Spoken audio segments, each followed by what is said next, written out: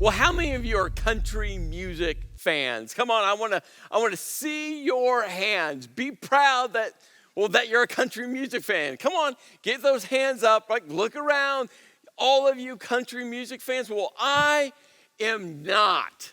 I actually despise country music. And I say that to people, and then they try to convince me that no, I'm wrong. I'm like, no, I really don't like country music. Now, there's a few artists out there that I like Johnny Cash. Yeah, I will slide him into that category where I'll listen to Johnny Cash. But most country music artists, I'm just not a fan of. Well, there's one that I do like. And I know some of you, like really hardcore country music fans, will mock me for this because you slide this artist into the non-country music category. But 3 decades ago, he came out with his second album. It was titled No Fences. And for some of you, you know who I'm talking about right away. On that album, he had the classic songs like Thunder Rolls and Friends in Low Places. But he had this other song. It was a slower song on that album that tells this story about a guy that goes back, as an adult, goes back to his high school, and he sees his high school sweetheart, and he's just thankful for unanswered prayers, that he didn't marry his high school sweetheart, that he married his now wife. At the very end of this song, the lyrics go like this: some of God's greatest gifts are too often unanswered. Some of God's greatest gifts are unanswered prayers. Do you have a prayer or 2 or 5 that you're thankful that God didn't answer? Do you have a request that you asked of God, and I don't know, a month, a year, 3 decades later, you're just thankful that God said, well, no, or God was just quiet? I know I do. And in the series, 800-Pound Gorilla, we're following the storyline of a guy named Elijah. In this third part, we're going to look at a moment that, well, Elijah is going to ask something from God, and later on in his life, well, he's going to be thankful that God didn't answer that request. As we've made our way through this series, there's a kind of 3-step cycle that, well, you and me fall into. This cycle is something that, well, for all of us, we just need to pay attention to and be intentional to, well, break the cycle. You see, in part 1, we looked at Elijah seeing God's power rain down with fire. A cloud came in with rain, and then God's power came on him. He ran all the way to Jezreel. And Elijah, it was kind of a mountaintop experience to see God's power in 3 very real ways. And then he receives a note from a messenger from the evil Queen Jezebel that basically said, by tomorrow you're going to die. And just the thought of the threat that she was going to come after him caused him to, well, the text tells us, to run in fear. He, well, escaped. And all of us have escape mechanisms. And we looked at those in part 2, the different ways that we escape. The question is, do you recognize how you choose to escape? And then we went on in part 2 and we looked at what Elijah did next. And it's something that you and, well, I do too. This is what we do next. When we're escaping, we isolate. For Elijah, he left his assistant, his servant, and Beersheba, and then he continued on into the desert. And for us, sometimes we physically isolate like Elijah did, and sometimes we mentally isolate. We fall into these isolation traps that gets tied to our thoughts. And all of this leads to, well, the third step of the cycle. Now, I'm not going to reveal what that is yet. We'll get there quickly. But I will give you 2 clues. For some of you, you want to figure it out because having a blank box is going to drive you nuts. So here's the 2 clues I'm going to give you. First clue is this: it rhymes with escape and isolate. Now let's pause there. Yes, it rhymes. Now, when I shared this with my wife, Kim, she disagreed with me. In fact, she started texting people to try to to tell me I was wrong, and she got the people that aligned with her. But I just want you to know, it does rhyme, which leads to the second clue, and it's a picture. Do you know what it is? Like I said, we'll get there in just a few short moments. So Elijah, in part 2, where we left off in the story, is he's left his servant in Beersheba, and he's wandered south into the desert another day's journey. And what we're told is that he came to a boom bush, and he sat underneath it. He needed to escape the desert, the wilderness heat. He sat down, and we're told that he prayed. Now remember again, Elijah, what was his job? Prophet. What was the job description? To go where God told him to go, to say everything God had him to say. I mean, Elijah was handpicked by God to be his messenger, to be his spokesperson. So Elijah, again, we human beings do this. We put people on a list and on a scale, and we shove people up in a hierarchy and shove them down. Like, we do this all the time. And Elijah, well, he's one of these people in the Bible that he's way high on the list of importance throughout not just the Old Testament, but the New Testament as well. So what do you think Elijah prayed for? This holy man of God, this messenger of God, this person that, well, just saw God's power in 3 very specific ways. What do you think he prayed for? Well, remember, he's in the cycle. He's escaping, now he's isolating, and this leads to, well, the third step in the cycle. You know what he prayed for? He prayed that he might die. In fact, his prayer went like this: Dear God, I've had enough. I'm tapping out. I'm up to here. No more. I mean, this is just where Elijah, a prophet of God, is at. He is just done. And he's saying to God, I want out. God, I want out. God, find someone else. Pick someone else. I don't know what you want to do with me, but I've had enough. Here's my question for you.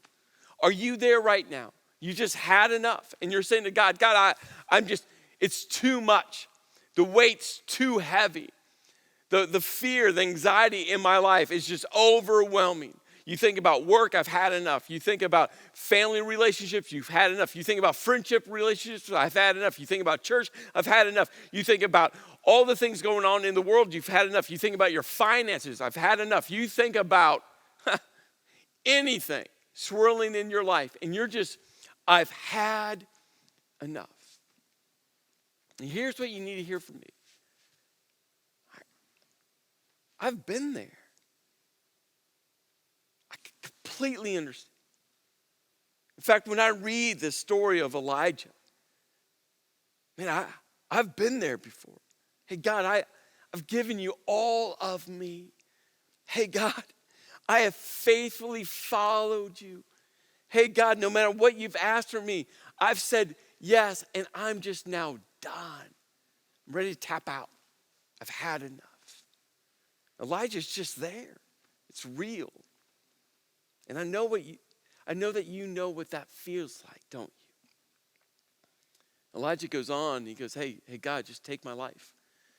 Just take it. I'm no good to you. I'm no good for you. In fact, I'm no better than my ancestors. See, all of this leads to this third step of the cycle. Did you figure out what this word is? Remember, it rhymes. It really does. The third step is the word ruminate. Now, this is a great word. I love the word ruminate. And you might be thinking, what? Does it rhyme? It does rhyme. Some of you know it does rhyme. Some of you are going to disagree with me. That's okay. Some of you are thinking, well, how does that tie into this picture? Well, if you're familiar with cows, especially cute ones like, well, I named it Bessie. Cows are in the line of a certain type of animals that ruminate. What does that mean? Maybe you've heard of it phrased this way: chewing their cud. It's what they do. They eat food, they chew it, they swallow it, they puke it back up, chew it again, swallow it, and just repeat the cycle. Some experts say that cows can spend 35 to 40% of their day ruminating. That's disgusting when you think about it. I love eating beef, don't get me wrong, but just thinking that that's what a cow does 35 to 40% of the day, aren't you glad God didn't create us human beings to do that? Because that would make dinner conversations really, really disgusting. But that's what ruminating is. But there's a second definition to ruminating. It's the same thing, except with our mind, with our thoughts. You see, we do that with our thoughts, don't we? We think about something, we swirl it around in our brain, we puke it back up into our brain, and we swirl it around again, don't we? Over and over and over again. I mean, you're going to see this in Elijah's story as we move into part 4 into part 5. He's just going to continue to ruminate. In the counseling world, there's something called the CBT triangle. Now, what's interesting about the CBT triangle is I wasn't really familiar with it. In fact, I didn't even know what CBT was until, Ben, who leads our Grampian church, and I were on a podcast with Chelsea Brown, and all 3 of those podcasts right now are available, so go to tcconline.tv and you can watch those, and I would highly recommend you watch them. Chelsea is amazing at explaining and giving some great direction and help when it comes to mental health. But in one of those podcasts, she started talking about the CBT triangle, and I just asked her, I'm like, Chelsea, what does CBT stand for? And she goes, well, it stands for cognitive behavioral therapy. And she's talking about this triangle. And she talked about this triangle. I got this big smile on my face. You see, during my summer study break, I wrote about 49, 50 pages for this entire 800-pound gorilla series. It was a rough draft, a rough script, a lot more work to do on it, but that's how much I wrote. And as she was describing what this triangle was, all of a sudden I was like, Chelsea, I have this in my notes for part 3, but I had no clue the name of it. It was just an intuitive side to me of what I go through. It just was one of those ideas as I was thinking through our thoughts and ruminating, like, this is just what happens in my life. She goes, yeah, everyone does this. And this is what the triangle is. Your thoughts influence your emotions or your feelings, which influence your behavior. That's it. That's the CBT triangle. It's because you just have to understand that your thoughts, what goes around in your mind, will influence your emotions, what you feel, which will direct your behavior, your actions, what you do. You see, it all starts in our mind. And we got to pause on that for a moment. Because researchers have discovered that the average human mind every day has some 12,000 to 60,000 thoughts. Now, that's a big spread of numbers. Like, I get that, right? But here's the thing. It depends on personality. It depends on age. It depends on what you do. I mean, there's a whole lot of factors in there. But what they do know is there's somewhere between 12 to 60,000 thoughts that you have every single day. Now, that's a big number. But here's the two kind of specific data points that we got to really lean into. It's 2 percentages. The percentages, 95 and 80%. You see, what researchers have discovered is that 95% of our thoughts are repetitive. Same thoughts, over and over and over and over again. You talk about ruminating, right? That is what ruminating, over and over and over again, which makes the second percentage so dangerous. Out of all your thoughts, my thoughts, 80% of those thoughts they're negative.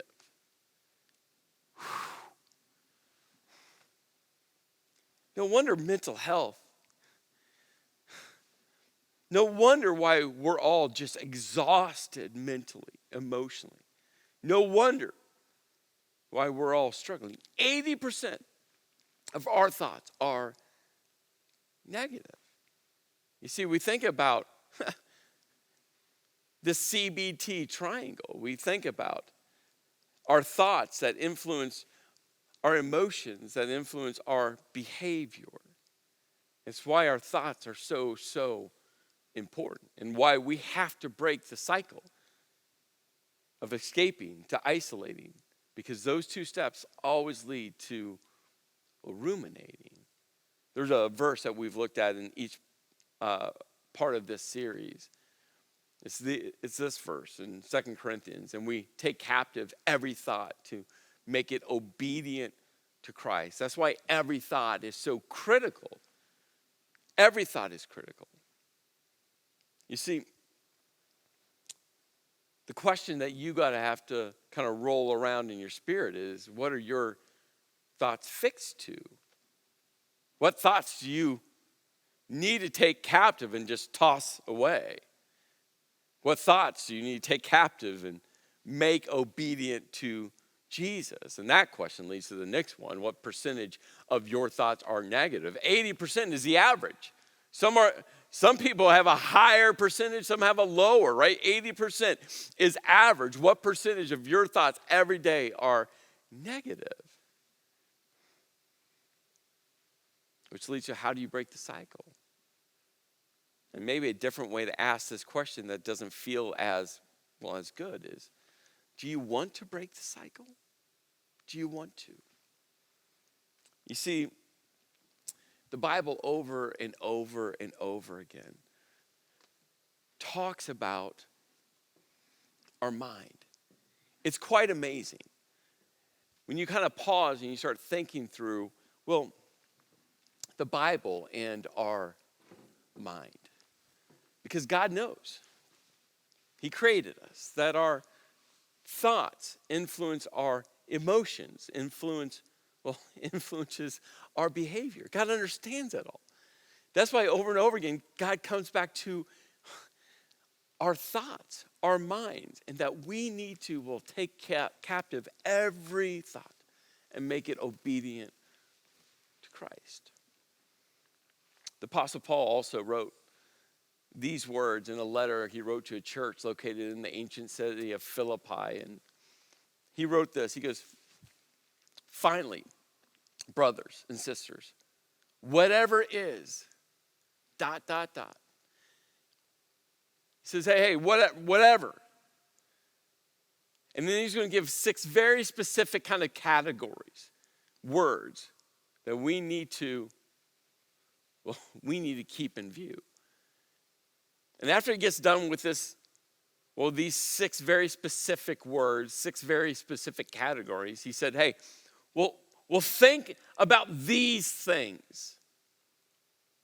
He goes, this is where you need to focus your thoughts. If you're going to ruminate, this is where you should ruminate. If you're going to have these thoughts going over and over again in your mind, this is where you should keep those thoughts. You should make every thought obedient to Christ. And here's 6 very specific things that you should ruminate on. And if you do, you're going to see that 80% negative thought average start to decrease. The first one that Paul says, he said, whatever is true. Now, here's what's interesting about, things that are true. There's capital T truths and lower T truths. The capital T truths is actually what is true. But we are experts and very gifted at, taking lower T truths and convincing ourselves that they're capital T truths. A lower T truth is a statement like this. I'm not good enough. Maybe that's yours. Maybe you were raised in a setting where you could never measure up. You can never be good enough. And so you just literally think to yourself, I'm just not good enough, or I will never measure up. 2 different ways of saying the same thing. Maybe for you, you're sitting there and you're just like, God won't forgive me. God can't forgive me. I mean, you're thinking through all the things that you've done in your life, and you're just like, God, no, God won't, God can't. I've done too much. That's a lower T truth. It's not true, but you've convinced yourself it is true. Maybe for you, your lower T truth is, well, everyone will hurt me. So you're living in isolation because you've convinced yourself that everyone, have people hurt you? Yes. Everyone? And maybe you have deep wounds from people, and that's real. I'm not making light of that. All I'm saying is, you've convinced yourself, which has empowered you to live in isolation, which only intensifies your ruminating thoughts. Maybe for you, it's I'm a failure. And here's the interesting thing with failure. Yes, granted, maybe you have failed, but that doesn't mean you're a failure. A capital T truth is you failed before. I failed before. That's a capital T truth. You've tried something, it's failed. A relationship failed.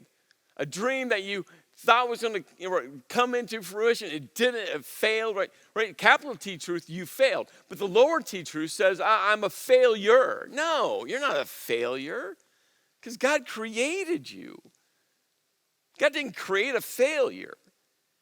And some of the greatest breakthroughs come from you failing. And God's like, yeah, learn from that. I have something great for you. We could keep going on these. The question is, what small T truths are holding you captive? Paul goes on, he goes, whatever is noble. That word noble can mean honorable, or it can mean worthy of respect, or it could mean elevated. And I love the word elevated because, well, that's how we should think of our thoughts. Whatever is noble. Let me ask you this question. What if my thoughts became public? What if all of a sudden every thought you had in your brain went out on Twitter, or written on a movie screen, was sent out in an email to your friends, your boss, your coworkers? Paul's like, hey, whatever is noble, the thoughts that are elevated, not in the gutter. You see, just because you think it, just because the thought comes in your mind doesn't mean you should say it. So many times, I'm like, why did you text that? Why did you post that? Believe you me, there's been many a text message or email or social media posts that I've wanted to post. I mean, it was going to be good. I was going to get back at that person. I was going to be so underhanded. I was going to give a left hook. I mean, they were good, but not noble. Not noble. And then I took a deep breath and I'm like, hey, God, how would you respond? What would you type? What would you say? Then Paul writes the next one. He goes, whatever is right. What does right mean? Well, it's worthy of God's approval. It's conforming to God's standards. That's what right means. That God has the bar set. For you and me, we like to compare ourselves to other people, don't we? Well, at least I don't. At least I'm not like. At least I'm. And God's like, no. You don't compare yourself to anyone else. I'm the bar. And God's like, hey, whatever's right. And God's like, I'm setting the standard for what right is. Which leads to this question. Does God approve of the thought? Could you imagine if you took every thought through that filter? Hey, God, do you approve of that? before you sent that text message? Hey, God, do you approve of that? Before you posted that on social media? Hey, God, do you approve of that? Before you respond to a friend, a coworker, a spouse, a child? Hey, God, do you approve of that? I mean, just think about that as a filter. And that's what Paul's saying. Hey, whatever's right, God's standard, that's the bar. He goes on, he goes, whatever is pure. And this is all about moral purity in relationship to God. Again, not to each other. We're not each other's moral purity standard. God's saying, I'm the standard. I'm what holiness looks like. So this leads to this question. Does that thought reflect God's holiness? When that thought comes in your mind, God's standard, does it reflect God's holiness? And he says, whatever is, well, lovely. Lovely. Another way to say lovely is pleasing or acceptable or attractive. I mean, wrap that around some of your thoughts. Which leads to this question. Does that thought attract people to me? Think about that. Not in a weird attractional way. Does that thought cause people to lean into me?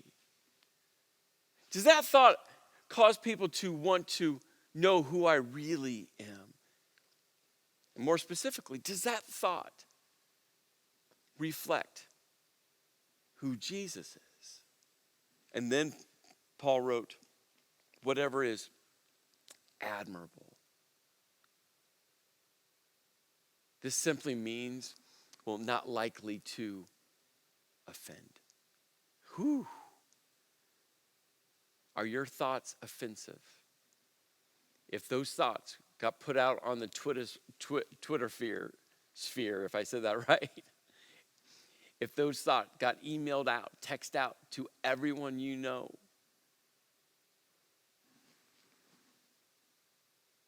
how offensive would your thoughts be? Which leads to this question. Does that thought tear down or build up? Paul goes on, he goes, if anything is excellent or praiseworthy, think about such things. You see, this is what it looks like to take captive every thought. Every thought, and you start putting through the grid work of whatever is noble and whatever is right and whatever is pure and whatever is lovely and whatever is admirable, if anything is excellent or praiseworthy. This is taking everything thought captive and making it obedient to Jesus. And Paul goes, hey, whatever you've learned or received or heard from me or seen in me. Paul's saying, hey, look at my life. Was Paul perfect? No. Paul authentically talks about his struggle with sin, how a wretched man that he was. I mean, Paul was real. But he goes, hey, look at my life. This is what I'm pursuing. This is a life starting with my thoughts that influence my behavior, that influence my emotions, that influence my behavior. This is what I'm committed to. He goes, so you've seen me live this out. And then his encouragement for me and for you. He says, well, put it into practice. Put it into practice. You got to practice this. This isn't just normal and natural. It's just not going to happen. You got to be intentional. Say, okay, God, I'm going to think about the things that are true. Capital T truths, not the lower T truth things, the capital T truth things. God, whatever is noble and whatever is right and whatever is pure and lovely and admirable. Hey, God, these are the things I'm going to practice with my thoughts because I know my thoughts. will influence my emotions, my feelings, which will influence my behaviors, my actions, what I do. Hey, God, I'm going to practice these things. Why? Because I want to take every thought captive and make it obedient to your Son, Jesus. And then Paul ends, says, and the God of peace will be with you.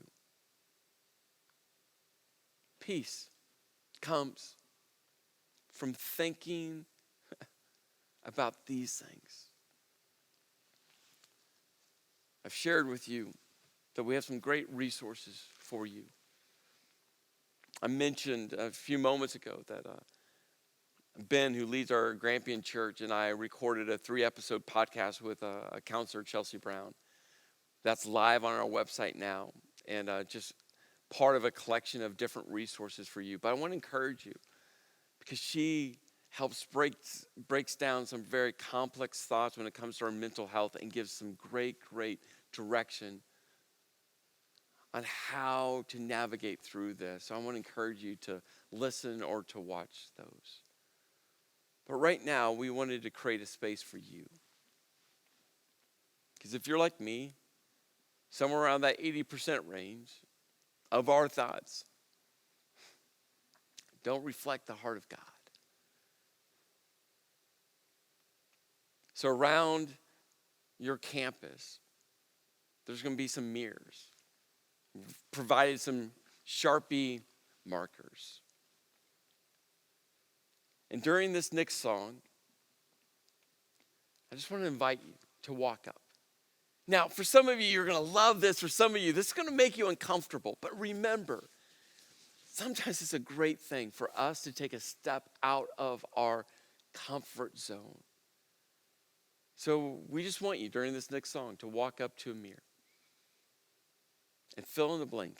I am, and you choose a word. Here's some ideas, but maybe there's a different word. But focus in on the capital T truth of how God sees you. Not the lower T truth of what you've tried to convince yourself of. No. In the sight of God Almighty, the Heavenly Father, the one who created you, breathed breath into your lungs. I am. And write that word. Let me pray. And then this space is yours. Lord, right now, across all of our churches, Lord, I pray that every single person knows the value that they are to you. Lord, I pray that in this moment that they'll take captive every thought and make it obedient to your Son, Jesus. In your name I pray.